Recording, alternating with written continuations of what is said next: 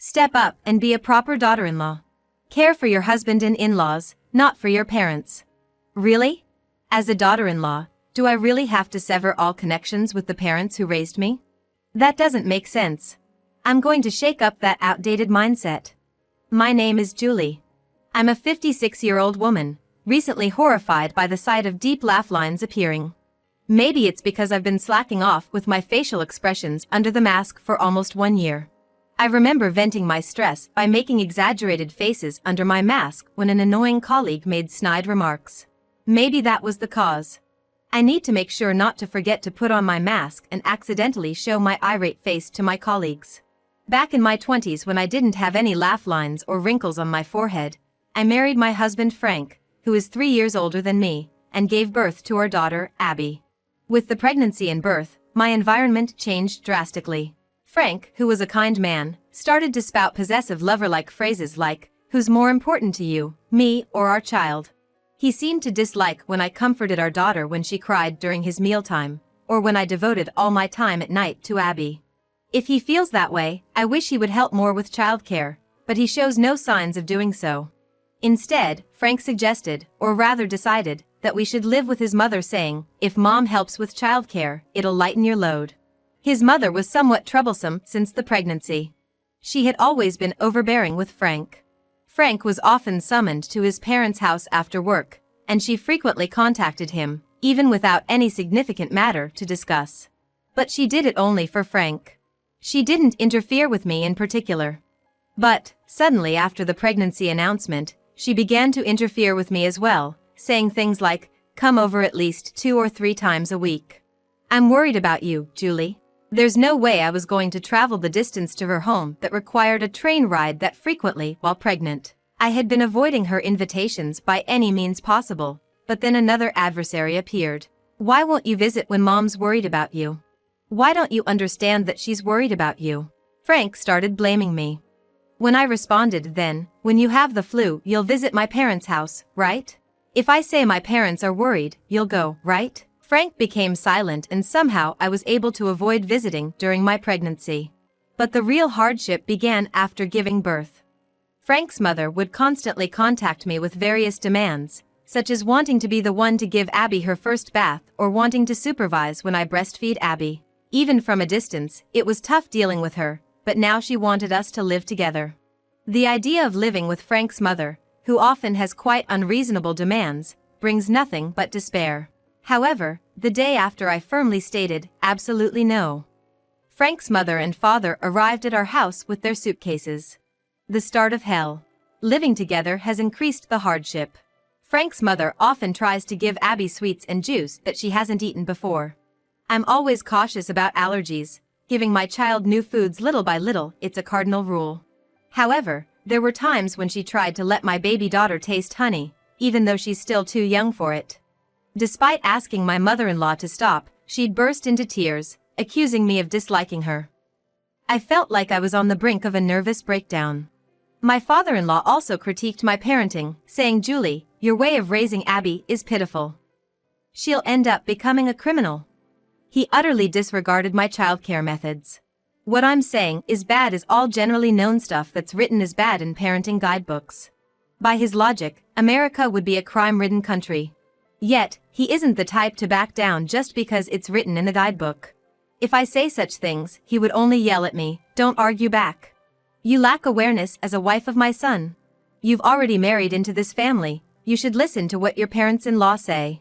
I do retaliate from time to time, but it's impossible to win when our conversations hardly make sense. All I get is a flat denial of my entire personhood. I felt like I was going mad. Then one day, an incident occurred.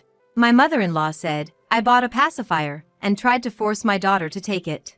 The moment she shoved the pacifier at my daughter, making her cry, my father-in-law declared, "Here, let me show you how it's done. You don't know how to use it, do you?" and casually put the pacifier in his own mouth, attempting to give it back to my daughter afterwards. Yikes. I stopped him in a hurry, saying, "Please stop. There's also the risk of cavities." The concern about cavities was genuine, but I was simply disgusted. However, my father-in-law seemed not to understand why I was upset, and started to snap back at me, saying, "Again. Then what can I do with my grandchild? When things get to this point, it's out of control. My mother-in-law started to cry, saying, I wanted my eldest son's wife to have a boy who will be an heir, but I'm tolerating it because she's my granddaughter and I want to love her. As for father-in-law, he started yelling, I wanted to build a duplex right after you got married, but I decided to live here with you guys because I thought it would be tough for you. They are completely unaware of how absurd their statements are. They are craziest parents-in-law. I envy the other mothers-in-law who have daughters-in-law who aren't mean to their mothers-in-law. You're all right.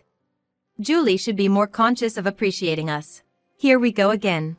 I'm so fed up. My husband, the root of all this chaos, hardly comes home as he finds his parents troublesome, and spends every night out drinking with his colleagues and friends. I don't have the luxury of voicing my complaints or the energy to run away from home. I'm just struggling with raising my daughter and dealing with my eccentric parents-in-law. However, due to this incident, my mother-in-law began to spread all kinds of rumors about me in the neighborhood and among relatives. I was truly shocked when I received a message from my sister-in-law one day, asking Mom said you did something to Abby and she has a bruise on her bottom, is that true? Yes, her bottom is blue right now, but it's just Mongolian spots. There's nothing else. However, this is not the first time this has happened. My mother-in-law has a tendency to inflate stories from bits and pieces she's noticed, painting me as the bad wife in the neighborhood. I've been told by neighbors, I know there's a lot going on, but you shouldn't pinch your mother-in-law, and other lies. Of course, I haven't done such a thing. The rumors about me seem to have reached my husband, who's been mostly absent. One day, he suddenly blew up at me. What's going on here? Huh? What are you on about all of a sudden? Apparently, you were mad when Mom held Abby. If she's going to throw a toddler who's just started walking towards the ceiling while playing up, and away, of course, I got upset. You just had to catch her. Are you serious right now? So, you have a problem? A big one. What's with this attitude? You don't take care of Abby. You push all matters related to your mother and father onto me. You don't do the housework too. Who do you think is managing this house? It's me. I always say that they'll take care of Abby and you should rest. I told you, I can't rest because I can't leave her with them with confidence. Enough. I don't want to know. With that, Frank, my husband, slammed the door and left the room. I was left behind, with a big problem on my hands. Later that night. What? An accident. Okay, got it. I'll be there right away. I received a sudden call from my mother. She told me that my parents had a car accident. They were safe, but they had to undergo some tests because of their age. The word accident sent a chill down my spine. I was shocked. Seeing my distress, Frank asked, "What's wrong?" Mom and Dad had a car accident. They are going through tests, and I am worried. Can I take Abby and go to the hospital? What? Frank and his parents looked at me as if I were saying something absurd. If they're not dead, you don't need to go. What? I couldn't believe what my mother-in-law said. Instead of that, look. Dinner is not ready yet. Hurry up and do the housework. You have a husband and family to care for.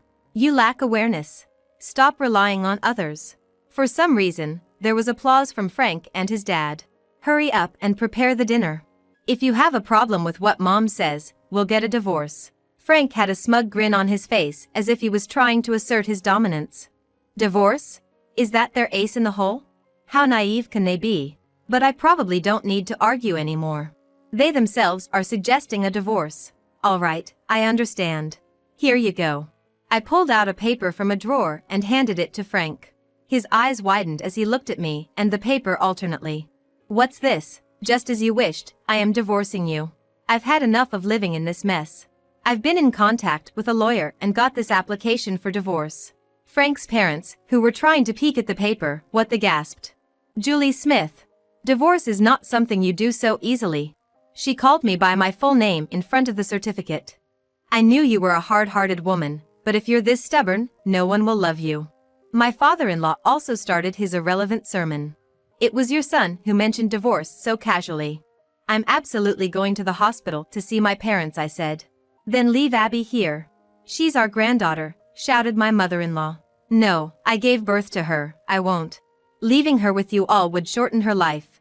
If I knew you were going to be such a horrible daughter-in-law, I would never have let my son marry you. You'll taint Abby too, being a mother like you.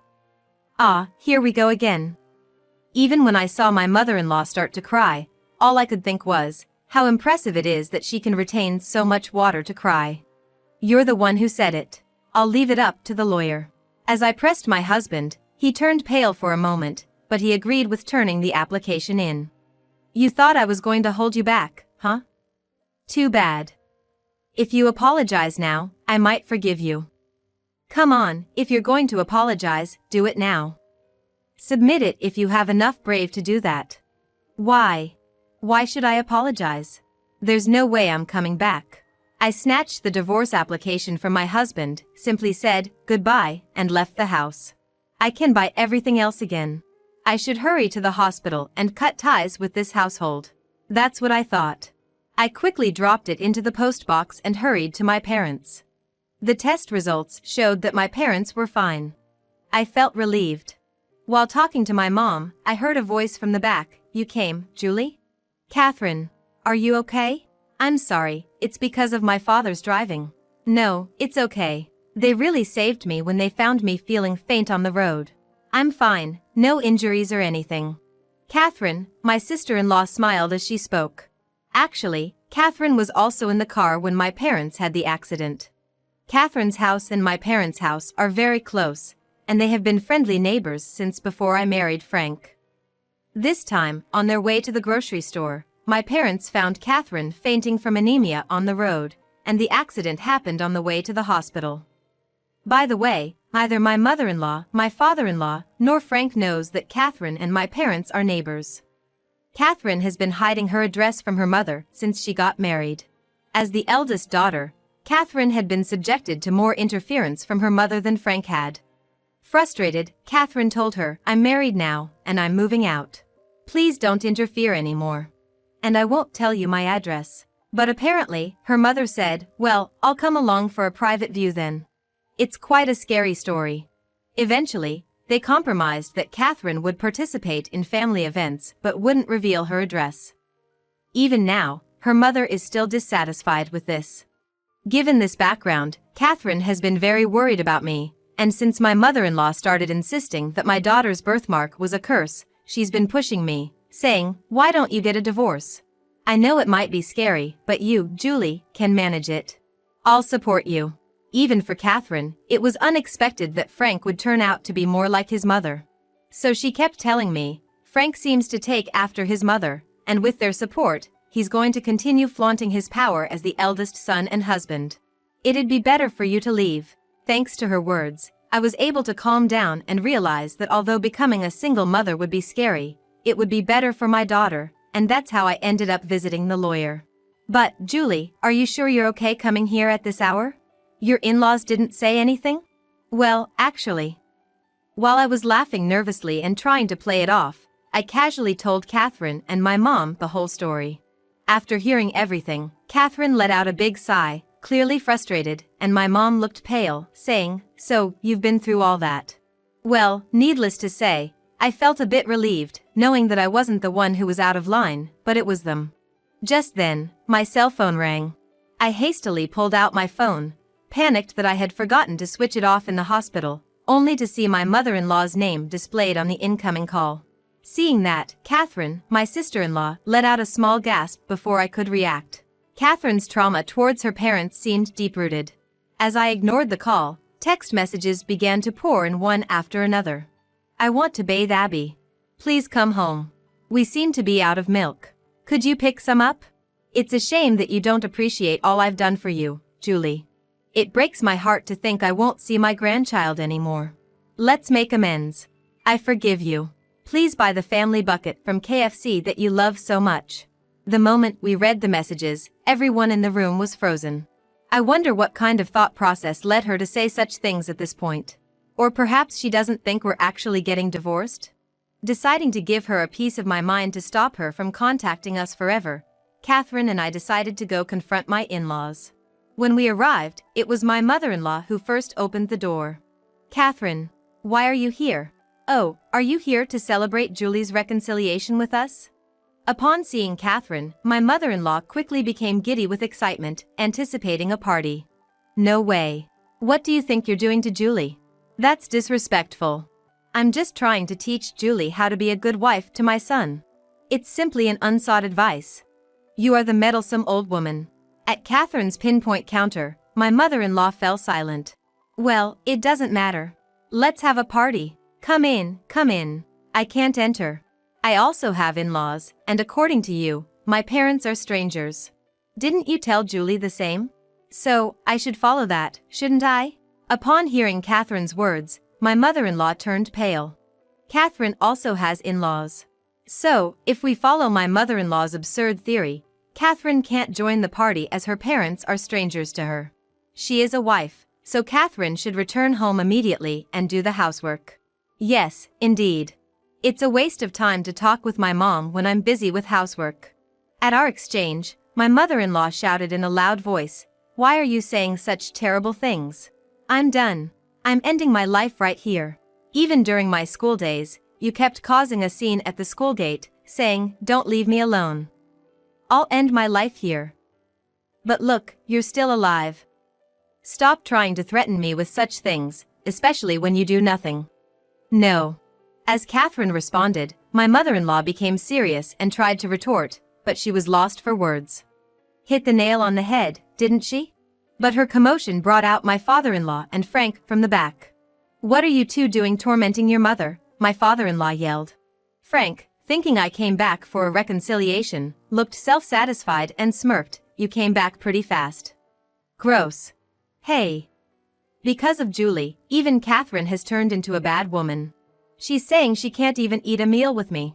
Upon hearing that, my father-in-law widened his eyes, glared at us, and said, "Who the hell do you think you are, acting like this when someone is generous enough to forgive you and not insist on a divorce? Actually, when you stopped us from going to the hospital and it led to a divorce, Catherine was in the car with my parents." Wait, what? It's true that I was worried about my own family, but as a sister-in-law, I was also concerned about Catherine, who was in the car with my parents. So, your thinking was to prioritize household chores over Catherine's accident, right? I asked, flashing a smile. The color drained from the faces of my mother and father-in-law. But... We didn't know that Catherine was in the car. You started lecturing me about household chores before I even had a chance to tell you. That was a lie. I had decided not to mention Catherine because they thought they would be asked, "Why was Catherine with your parents?" I also hoped that by leaving all houseworks for a night, Frank and his parents would initiate the divorce. I was worried that if I broached the subject, the conversation wouldn't progress. They, who were considering a divorce, still sent me emails like, "Buy some milk." That's unfair. You can't change the rules halfway through. I'm not sure what's unfair, but everything you said at that time was true, wasn't it? What did I say at that time? My mother-in-law looked bewildered. You told me to think of your own family as strangers when I have in-laws. Here's a comment from Catherine. What? My sister-in-law flashed a smile at my bewildered mother and father-in-law. As I said earlier, I'm also a wife of a man now, so I'm going to cut off all ties with this house. I consider my own family strangers. No way. My mother and father-in-law were lost for words. My husband was also astonished. Coincidentally, I've already decided to move out of this town. I won't be attending family events anymore. This is it. Wait, Catherine. If that's the case, I want to visit your state sometimes. There's no way I'm going to invite you over in this situation. Are you out of your mind? My sister-in-law, who had been unable to assert herself due to her ties to her parents, seemed to have made a decision following my divorce. Well, that's fine, Mom. We still have Julie and Abby. Don't be freaking out too much. That's right. Forget about the ungrateful Catherine. Right, Julie, Abby. My husband and father-in-law said, turning to me with a smile.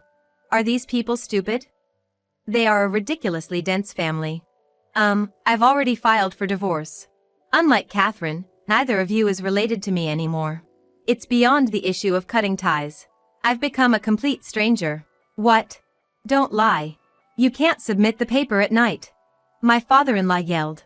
Well, I just dropped into the post box. It will take some time to be received, but I have no intention of retracting my application, so it's a divorce. Julie, weren't you in love with me? My husband also raised his voice. A husband who says heavy stuff like, who do you care about more, me or our child? I've lost my feelings for you long ago. The only thing that made me hesitate about the divorce was whether it was right to take a father away from Abby. Then, for Abby's sake, we should try again. Try again? That's a word you use when there's even a tiny chance of reconciliation. How are we going to try again when my feelings for you are completely crushed? Right now, all I can think is that you're saying something disgusting. Whether he heard my final words or not, my husband bit his lip with tear-filled, red eyes. You are such a mama's boy.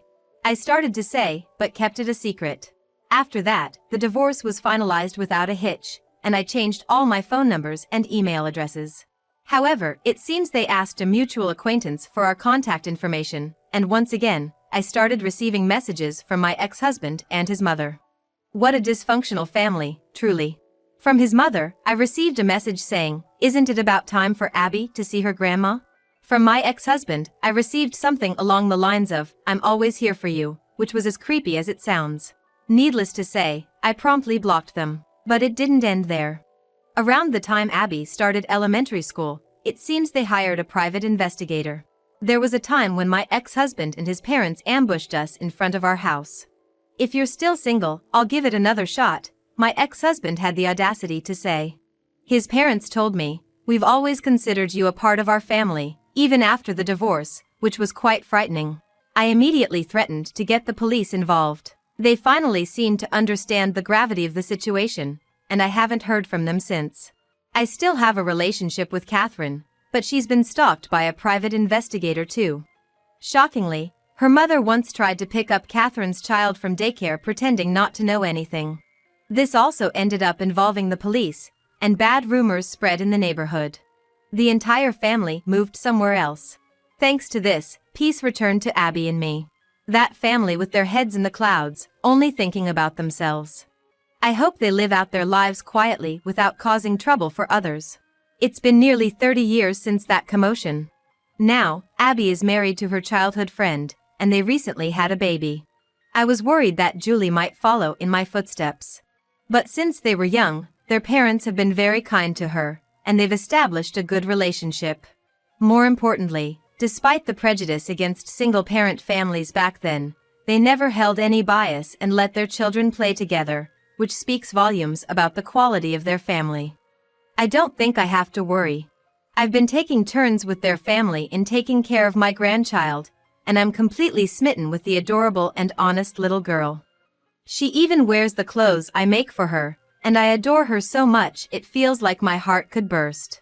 Maybe even wear a miniskirt and show off a bit. Just kidding, I wouldn't really do that. But this year, I do plan to put a bit more effort into dressing up.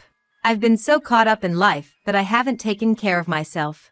Here's to enjoying life with a youthful spirit.